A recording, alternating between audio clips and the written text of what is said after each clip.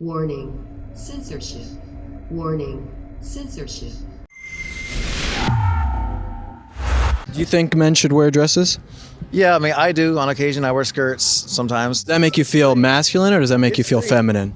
I mean, I'm a transgender girl, so it's going to be different for me. It does help me express that feminine side. You can replace PragerU with Fox News. You can replace PragerU with Turning Point or any other descending conservative voice. Whatever it might be, you can replace PragerU with that, and these leftists will think the exact same things.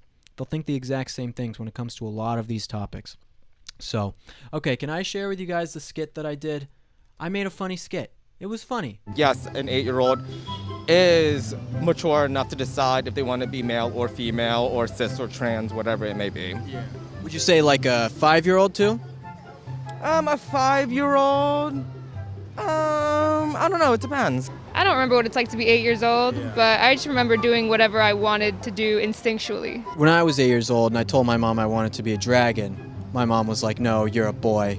You can't be a dragon, you know? Yeah. And so it's like your parent kind of has the responsibility that if you're a child and you say you want to do something, to then tell you, no, you can't actually do this. You know what I mean? Exactly, yeah.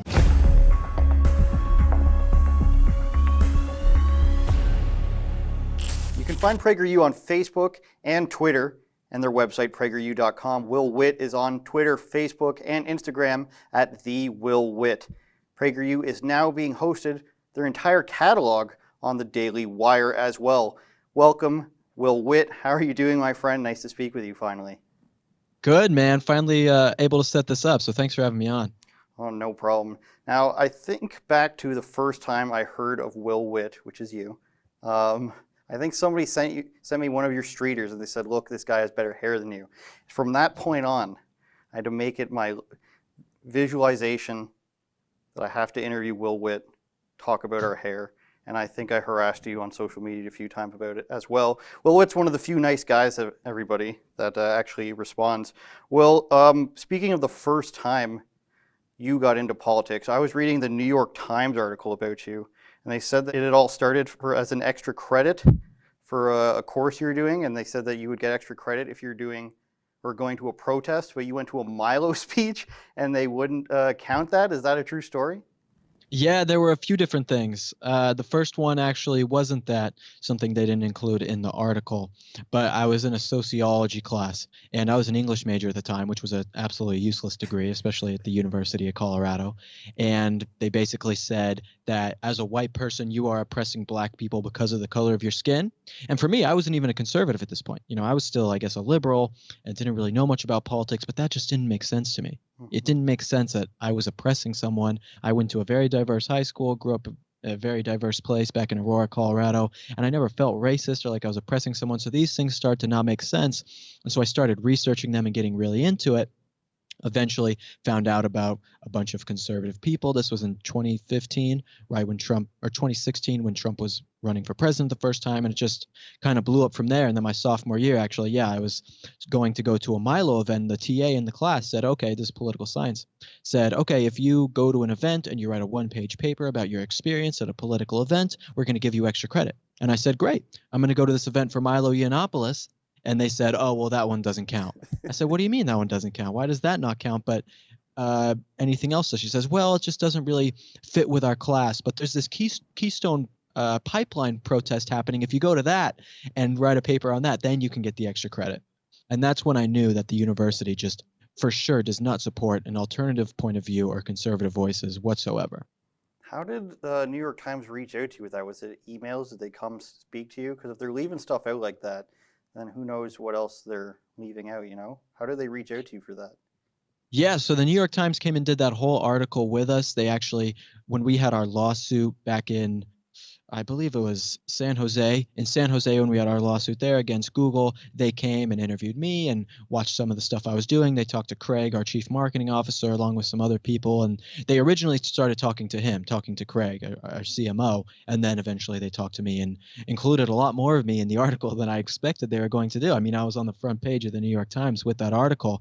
But to be honest, it wasn't the worst article in the world. I've been there are worse articles about myself, worse articles about PragerU out there. That article is not one of the actually terrible ones. And I think that even though they had a left-wing slant on a lot of things, they said I looked like a jock out of high school casting, which was funny. It's kind of true. I do look like that. You know what? I'm a cool conservative. But it's like it's not the worst article in the world. There have been much worse things to come out. Yeah, I wouldn't exactly hate an article that called me a cool guy either. How did you Yeah. get involved with PragerU? Did you make a video first and they picked it up? Did you go and meet with them before you put anything out? I'm not exactly sure how that happened. So it was my sophomore year of college again back in Colorado, and I was starting to become very conservative and get super into this. I stopped going to class because I was just out on my campus tabling and talking to people, working with the Republican Party there and other student groups. Eventually, I found out about PragerU, and then I found out that PragerU is a student program called PragerForce. I joined PragerForce. The next day, I get a call from the leader of PragerForce. She says, "Oh, you can make videos, you can write articles." I'm like, "Awesome." So then the next day, I go out and shoot a video on my campus where I'm asking women what they thought about the wage gap, and they all thought they were incredibly oppressed. And I taught myself how to edit the video, shoot it, everything, edit it that night, send it to PragerU, and they were like, "Wow, that was really fast." But they loved it. And they actually posted the video on their social media, and eventually, long story short, they called me up, offered me a job. I dropped out of school after 2 years and moved to Los Angeles with no money, no anything, to come and work for PragerU. And I feel like that's how a lot of people like you and I start. You have to write and edit and film all your own stuff. It takes a lot more time than people think. I think probably the best at it might be Tim Pool. If he's probably not editing his videos anymore, but if you start when you're editing like 3 videos a day and try to get it out, it is pretty time consuming, and it does. You probably do this as well. You probably get annoyed hearing your own voice. I know I do all the time. Yeah, a little bit. I've gotten better at it. Like when I'm listening back to things, I can listen to my voice, but at the beginning I was just like, wow, I don't sound like that at all. I thought my voice sounded way better than that. I find myself making the same facial expressions while I'm watching myself. So you're on these campuses a lot these days, still talking to people, doing these streeter interviews. Has discourse on campuses changed in the last 4 years in the Trump era? Has it gotten better? Has it gotten worse? More people willing to talk, less? Yeah, there's definitely changes for sure. When I started out doing this, it was, if you remember in 2016, like the climate of social media, a company like BuzzFeed was really, really big. They're not so big anymore.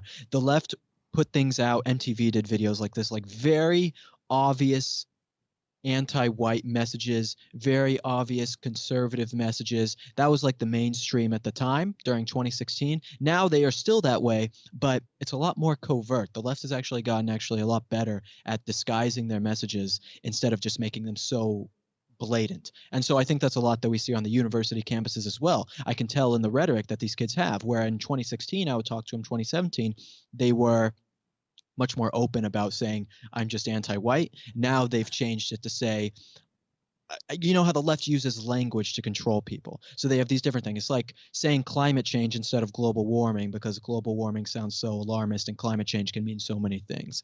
It's like, right. Anti-fascist is another one that they use. So it's like they control the language now, and they've gotten very good at marketing themselves to these young people. So they still have the same views, but they've just masked it in a way that is disguised to sound better. Something I've noticed over the past couple of years particularly is when you talk to people who are definitely Democrat or liberal voters, they tend to have, it doesn't even seem like it's their opinion. It seems like it's a direct talking point. It's a level above just being on social media and knowing what's going on, even if it's in a leftist circle or bubble, but it's still like a definitive talking point. Like it was Obama's economy, for example, it's stuff like that. I don't know if you've noticed hearing the same arguments, and you know what they're going to say before they even say it. I hear the same arguments every single day. It's the same exact thing every single day. I put out a tweet or I put out an Instagram post. It is leftists every single day with the exact same thing. There's no nuance with their ideas. The left works on chaos, whereas conservatives work with order. And so the lefts come on social media, they come on the campuses, and they look to disrupt what is there right now. And so you hear the exact same arguments. Their ideas are about this thick. They're so shallow with their ideas, and that's why it's so easy for me to go on these campuses and change so many minds, because their ideas are shallow. They need someone to come in and just actually press them on questions that they've never even heard before. So that's what I've been really proud to do, and it's always been kind of the pinnacle of my videos versus, I guess, a lot of other people on the street where maybe they're trying to make leftists look stupid or dumb. It's like I'm really going out there trying to change people's minds. And yeah, when I'm thinking about any of the videos that I do or while I'm writing it, I try to keep that in the back of my mind, that the end goal is to try to change people's mind. Now, besides me saying your hair is fake, what kind of social media hate do you get? Oh, I mean, just horrible things. I mean, for the election, when the election fraud was happening after November 3rd, for about the last 3 weeks, I was very vocal about standing up for Trump at this time. I mean, I saw the evidence of voter fraud. The videos I was getting were getting deleted. I spoke at rallies against voter fraud. And during that time, I got more hate than ever before. More hate than ever before, because if the left could actually, if they actually thought that they won the election, there wouldn't be any need to send me death threats or go onto my family and girlfriend's page and say horrible, disgusting, weird things. You know, they're going and blowing up my spot that way too. If they actually thought that they won fairly, then they wouldn't have to go do that. If they actually, you know, had any sort of what's the word I'm looking for? Manners, I guess, they wouldn't have a need to do that. But they go and do that because they aren't satisfied with themselves. They aren't satisfied with the way the election turned out in that sense, because they know that they had to cheat to win. So they come on and attack conservatives like me, attack conservatives like Ben Shapiro, Charlie Kirk, Dennis Prager, all of that, because they know they didn't win fairly. Now, speaking of attacking conservatives, how do you feel about some of the infighting? I mean, it tends to happen from people who, you know, let's categorize everybody as 4chaners now for a second, or something like that. They do come after the Charlie Kirks and the Candace Owens and stuff. Do you pay attention to any of that? How do you feel about that? It's essentially like a black pill of mentality, where it doesn't matter how many stats Charlie Kirk is giving you, even if he's right, he's doing it for the Republican machine. How do you feel about a split in that ideology, so to speak? Yeah, I have been groiped myself. The groypers have come out to one of my speeches, and you know, I'm sitting there, I didn't say anything about Israel. I don't even myself never talk about Israel. And I go to this speech, I do it, it's an amazing event, and this guy comes up to me, he's got a GoPro, he's filming me, and he's like, "What do you think about the USS Liberty?" I'm like, "Dude, I didn't say anything about this. Why are you even asking me this question right now?" But it's like, so I deal with these people as well, but then I'm also someone who has been, you know, very straight up with my beliefs. I don't beat around the bush. I'm not a part of this conservative Inc. So I'm someone, and I think PragerU is this way as well, that we want to be friends with everyone, everyone out there. You know, we're a nonprofit, so we don't support candidates and legislation, which makes it easier for us. But, you know, I want to be someone who's friends with anyone. I went on Milo's show the other day. There aren't many conservatives who are a part of that conservative Inc. who would want to go on a Milo show, but I did because I wanted to get a difference of opinion. And he asked me straight up, he said, you know, we have the conservative Inc. people, and then we have the America First people, and they're going to have a civil war. Which side are you on? And I gave a kind of stupid answer, but I still stand by it. I said, I want to be on both sides. I want to be a peacemaker. I want to be, you know, supporting people who support the values that I have. And maybe some people in the America First crew are doing that sometimes, and sometimes they're not. And then also the people in the conservative Inc. also stand up sometimes. It's like, I don't like the infighting. I think a lot of people use the infighting as a means to bolster themselves and make them raise and elevate their own brands. Like sometimes, I'll say an example, like when I was getting canceled one time, I put out this video about multiculturalism in Europe, and the left found this video and they were trying to just completely destroy me. Got millions of views and they hated it. Were you in a It was a great costume in video, that one? by the way. What's that? Were you in a costume in that one? No. This was just me just ranting about it. Oh, I was just okay. ranting about how, you know, these people with a totally different culture come over to Europe and they're destroying the European culture in these countries. Anyway, but then the amount of conservatives who attacked me as well was like astronomical. It was like crazy. It's like these people who they don't have a big following, but they want to attack conservatives because it makes them think that they can like elevate their own brand. So I don't like that. I'm not someone who's going to call out someone, even if I disagree with them on some things. I'm not going to call you out or say you're a fake conservative just because we have some differences of opinion. If you don't stand up for things that really do matter, then I will call you a fake conservative. There's a difference. But if we have a difference of opinion on things, I want to be your friend. I want to be working with you to make this country better than it ever has been. Will Witt peacemaker, you guys. No wonder you're so popular, man. Yeah, I try to be. Something people in the office wanted me to ask you was, how much do you know about Canada? How much do you know about... Everybody knows a little bit about Justin Trudeau, but is there any mysteries you have? Any questions about Canada? Is it just another country to you guys? I always say that you guys are the snow socialists up north, our snow socialist friends up there. I guess I have the question I hear because I'd love to go to Vancouver, but I hear that it's like a huge meth capital of the world now. It's kind of disgusting in that way. Is that true? I would think that there's a place near Vancouver called Surrey. That's the worst place. Okay. It's got some Vietnamese gangs and stuff. I'm not sure about exact meth. You're probably going to find that in any gross area of a city, but Vancouver is probably the most leftist place in the country, even more so than Toronto. So there's that you can look forward to. Well, I'd love to go. It looks beautiful. Yeah, So, don't get me wrong. It's we have a lot of places in the country that do look beautiful, and there's some places that are just flat land. Like the middle provinces are basically going to be like your Dakotas or I don't know, Montana, but without any mountains. So right. that was our Canada talk, I guess. The next thing I wanted to talk to you about is those new. Are you in LA right now, by the way? Yeah, I live over in Hollywood. Okay. And PragerU is based out of LA. Very progressive of you, Will. Very much so. These new LA restrictions. Have you read them? How do you feel about them? I can just read off some of the ones that I was reading earlier. If you're not exempt, all travel, including without limitation, travel on foot, bicycle, scooter, motorcycle, got to get scooter in there. Automobile or public transit is prohibited. I could have asked you months ago if they've gone too far. How do you feel about these new ones? It's funny when you read those regulations. I was just talking with some people at the office today. I said, well, they didn't mention unicycles, so I guess I'm good with that. I'll be riding that around Rickshaw. to everywhere I need to go. Yeah, exactly. But it's like, I mean, it's absolutely ridiculous. To think that we need to shut down Los Angeles again it's crazy. They're going to shut down the whole state again for a virus that has a 99.5% survival rate. 99.5%. In 1958, there was a flu. In 1968, there was a flu. And people, about the same deaths comparable in America, people died during that time as the same now. But they didn't shut businesses down. They didn't shut things down. They knew that this is a virus, and that's what happens when you have a virus. You do everything you can to make sure that it doesn't continue to spread and you be safe, but you don't shut down life. These people in these leftist cities in America are shutting down life. Amazon tripled its profits in the last 3 quarters, while small businesses across America are suffering and going under. I mean, a third of businesses in New York and New Jersey have now shut down.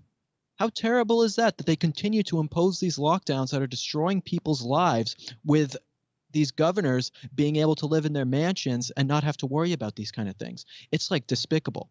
It's truly despicable. Just to make sure we need the COVID warning on this video, I'm going to ask you, I'm starting to think that less of the conspiracies, we hear the reset and the build back better conspiracies. I'm starting to think that this is mostly a play for big business, like the Walmarts, the Amazons, and up here, they're still shutting down small businesses, but literally a block away, grocery store Costco is open.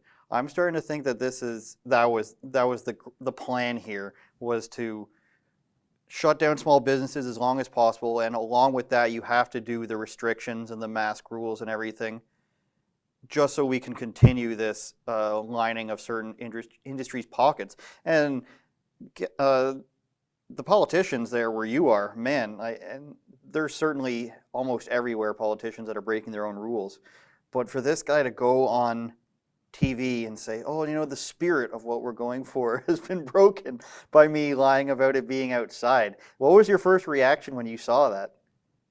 We actually made a sketch comedy video about it.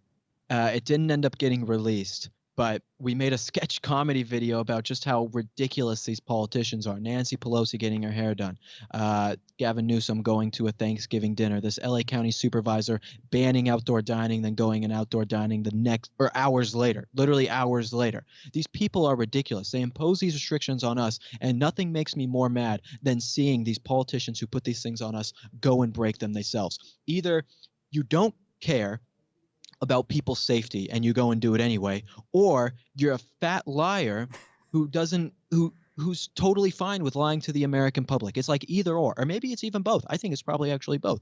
That I don't think these people love this country. I think they hate America and they want chaos, and that's what the left is all after.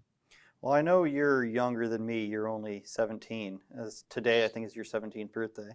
14, actually.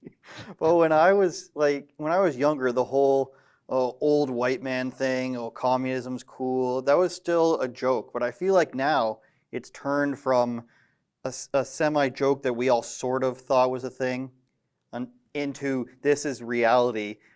Old white men are ruining our lives, and communism and socialism is the key. Do you get that sense from the kids that you talk to? Yeah, it's still a very anti-white rhetoric when it comes to that. I mean, they think that the Republican Party is the party of the old white men, right? That's a stigma that they've put on us. Look at the elites in this country. Look at Jeff Bezos. Look at Mark Zuckerberg. Look at all these people running big tech, running these huge businesses. They're all on the left, and they are all white men, old white men. I mean, the left is the party of the old white man elite. Listen, there's nothing wrong with you being an old rich white guy. There's nothing wrong with that. But to say that Republicans and conservatives are destroying this country because they're white and because they're elitists is just a blatant lie. There's no evidence to support that. Conservatives and Republicans are the people, at least conservatives, I won't always say Republicans, but conservatives are the people who believe that everyone should have the best shot in America. You know, there is a similarity between the left and the KKK, that they both think that race matters. They both think that race plays a big part in America. We as conservatives don't think that. What your shoe color means more to me than your race. Means more to me than your race. It means nothing to me. It means nothing to conservatives. But to the left, that means everything to them. Are you a big sneaker guy? Is that why you brought up the shoes? Exactly. Yeah. Me too. Yeah. What are you wearing? I'm wearing dress shoes right now. That's only because my custom China Nikes are dirty. I made the mistake of covering a protest in sneakers in the rain. So that was a rookie mistake by me, a sneaker veteran.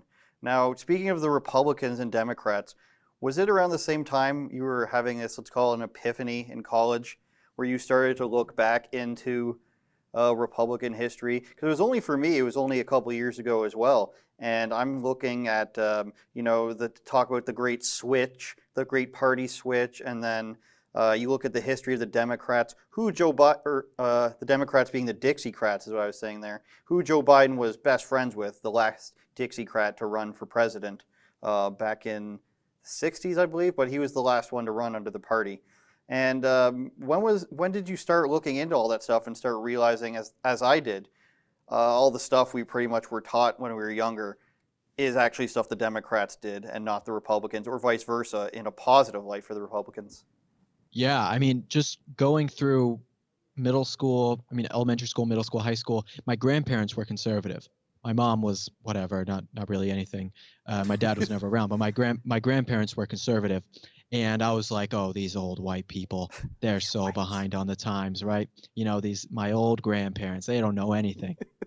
And then I get to college and I start becoming conservative. I'm like, wow, my grandparents were right the entire time. I was just too brainwashed to actually realize it. So when I got to college, and actually PragerU videos played a huge part. Literally all the things that you just said, the party switch, the party of slavery being the Democrats. I mean, we have 5-minute videos on all of those topics. So PragerU actually was like the biggest resource for me to find out these things. You delve into it in a 5-minute video that gives you the information quickly and succinctly, and then you go and you also do a lot of research on your own. And so I was someone, again, I didn't go to class my sophomore year of high school or of college because I was just too into the political stuff and just wanted to research and talk to people. And so I did that every single day.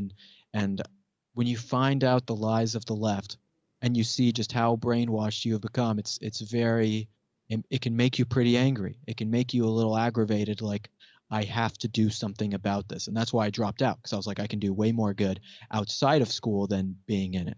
It's not even about not presenting. Like when my mind always goes back to CNN because MSNBC is so blatant. I mean, Joy Reid has to be my, oh, I can't stand her. She's got to be the worst one for me in terms of host. But when I think of CNN, it's not even presenting it from a left versus right and left is correct perspective. It's just completely pretending that the other side doesn't exist. Same thing with the late night talk shows, Colbert and all them. This is the reality. This is the truth. What Hollywood and pop culture says is what everybody thinks. And that's sort of the realization that I think I had when you start to learn all these things. Now, I consider you one of the OG streeter guys.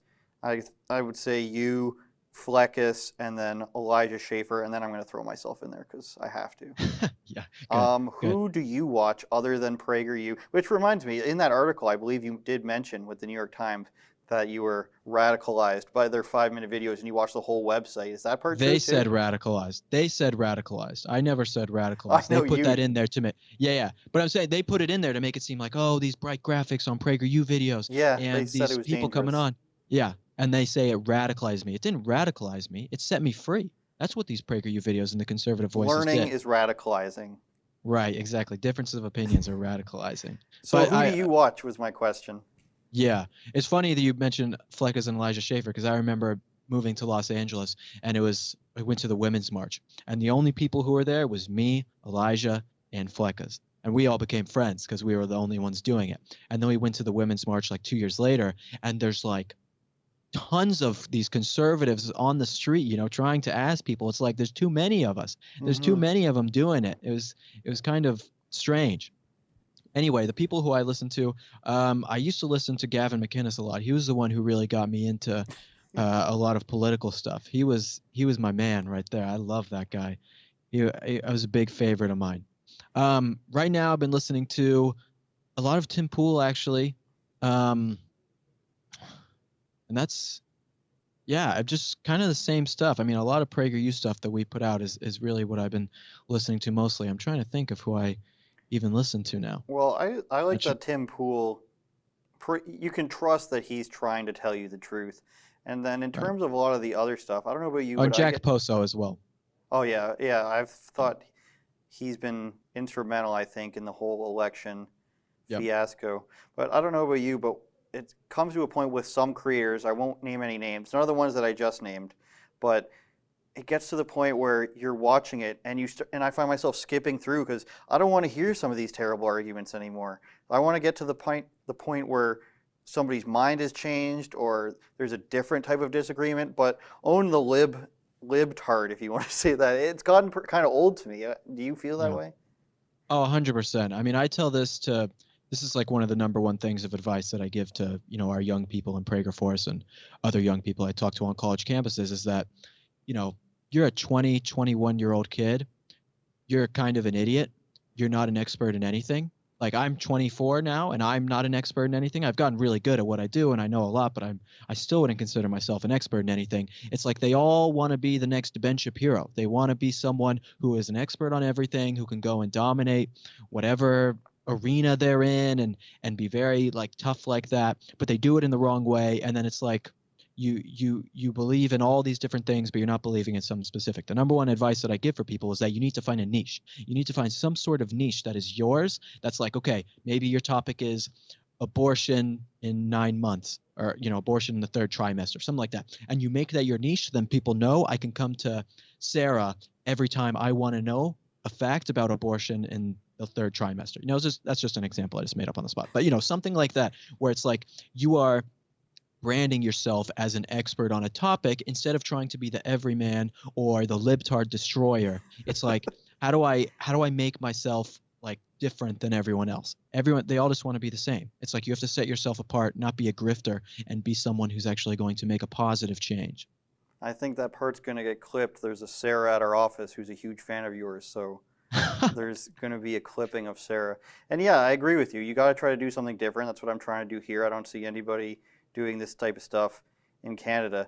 Now to switch gears a little bit, because I don't want to waste too much of your time. Speaking of Efron, if you can put him all put him back on in full screen. Tell us some of the stuff that's behind you there. I've been trying not to stare at some of your stuff back here. Oh yeah. What? Well, this is all fan art of me. Oh, okay. So you can tell how vain I am. Here's a bunch of fan art of me. There's all paintings and such. This one, I think I'm no. This one is my favorite one. It's a picture that someone painted or drew of me with me and my puppy Charlie, Oh, and it's okay. like it's the most amazing thing. You look like people- 45 in that red one. I know. Listen, when you get so wise as me, it ages you. And I think Okay. that's you. If that's not Emilio Estevez, that's you at the top as a Native American, I think. Yeah. Exactly. Okay. Yes. Will Wolf is my Native American name. And then that was the one, if people aren't, we can probably put that overlay right now when, or was that the Mexican one? One of the ones was where the college kids were mad at you, but you went down to, was it a certain neighborhood and they were fine with what you were wearing? I think that was for So that Cinco was de the Mayo. Mexican one.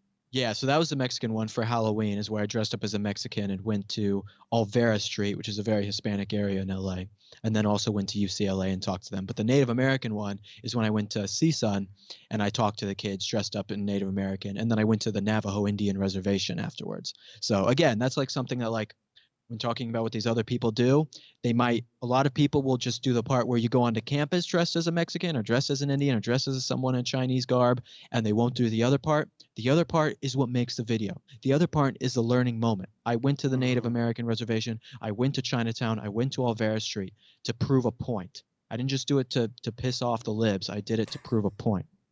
That is the important distinction between, any of my videos like that versus other people.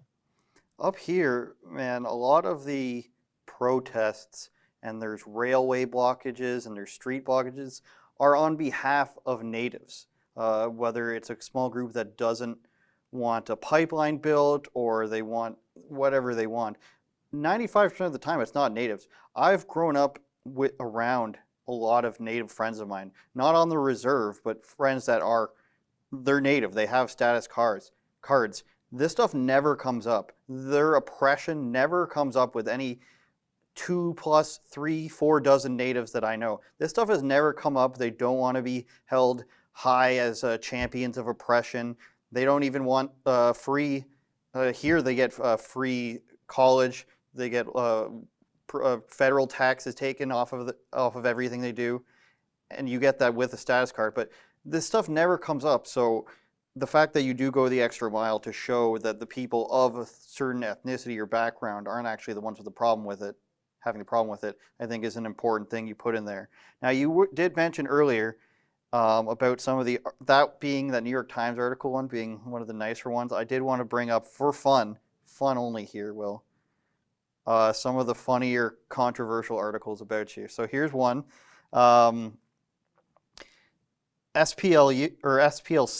SPLC, Southern Poverty Law Center, says PragerU's 5-minute ideas videos have become an indispensable propaganda device for the right. Are you familiar with that article? I am. Yep. They love to use that word. Another good couple ones I got from GLAAD, I did not know they were still a publication, was they say that these PragerU videos are problematic. The funniest one that stood out to me, Will, was there are only 2 genders, was one that was one of the most problematic videos. I sat at my computer laughing for about 10 minutes at that. I'm not going to lie. And It's absolutely terrible. Another one is contributor Will Witt insisted that trans athletes are destroying the quality that feminists are fighting for. Yeah. Something like that. God forbid you say that a woman with a penis shouldn't be competing against actual women. And that's apparently such a sexist, transphobic thing to say. I feel like that argument's sort of been swept under the rug lately. The whole transgender athletes, they've been winning state wrestling and sprinting championships. I think a couple places have outlawed it. Do you have any additional information on that? Where's that argument going? Yeah, I mean, I did an interview with Selena Sewell. I believe that's how you say her last name. And she was great. She was a high school athlete. She was one of the best runners in all of Connecticut, I think in the top 5. And she was going to probably win state. And then they allowed these transgender boys to come and race against her, and she lost the race to them. And that's like, doesn't make any sense to me. I don't get how you as a normal person can watch that and think that that makes any sense, because these boys who came and raced against the girls, they didn't even qualify to be as good as the other boys in like the actual boys division. They weren't good enough to make the team there. So it's just like, I don't get how normal people can hear that happen and say, listen, I support transgender people. I support their right to exist. I don't hate them, anything like that. But to think that a biological man, you are a biological man, should be competing against biological girls is a disgrace. It's a disgrace. And it's only people virtue signaling, and it's destroying people's lives. It's destroying people's careers. Like that girl, it makes her lose scholarships out to these other people when you have coaches from colleges watching. So it is destroying people's careers. And it undermines what the sport that they're playing is supposed to really be about. Something that I had an argument with people about in that topic was there's a good story about the Venus and Serena Williams, the tennis playing sisters.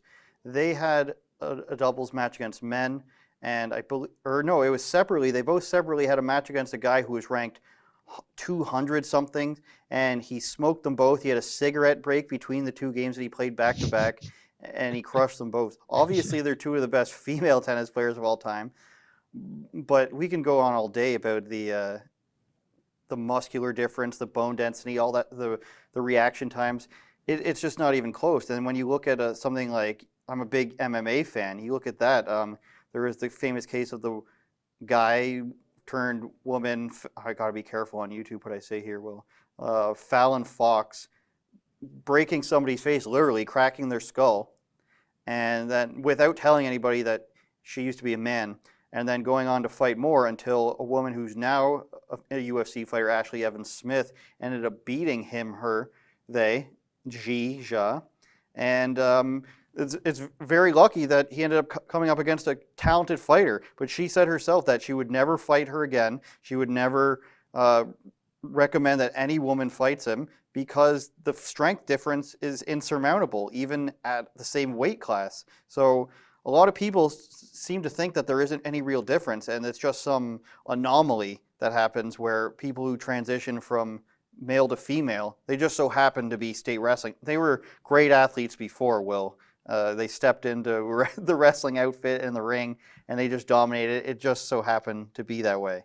So I don't know where that conversation's heading. I hope it doesn't come back around. I hope we can eliminate it. But with something like the gender pay gap, which is what you mentioned one of your first videos being, that seems to come around every 6 months, doesn't it? I will say, sorry, man, I only have a couple of minutes left until I have to go. They're going to come film up here.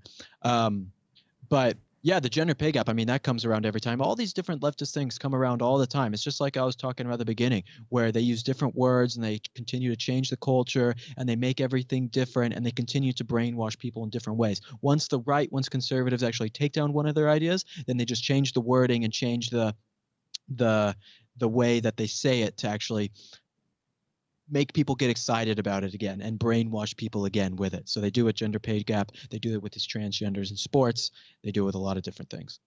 Yeah, I think that the Bidens and the Pelosi's and Clinton, sometimes they forget the internet exists and their arguments are still out there. But all right, we'll wrap it up. I appreciate it, man. It was good to finally talk to you. I will henceforth cease my claims that your hair is fake. I think we can see, maybe he's bald under there, you guys. Maybe we'll keep that alive.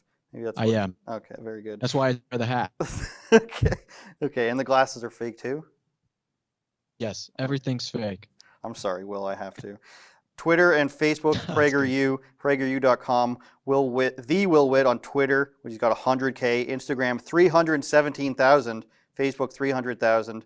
Will, you're killing it out there. I'm glad you could come on. I appreciate it, and have a good time in the lockdown that faces you henceforth.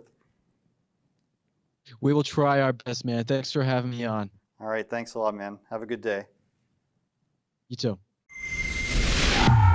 Thanks for watching another episode of Andrew Says. Don't forget to like, share, and subscribe. Go directly to rebelnews.com, and you can also find more of my content at Andrew Says on YouTube.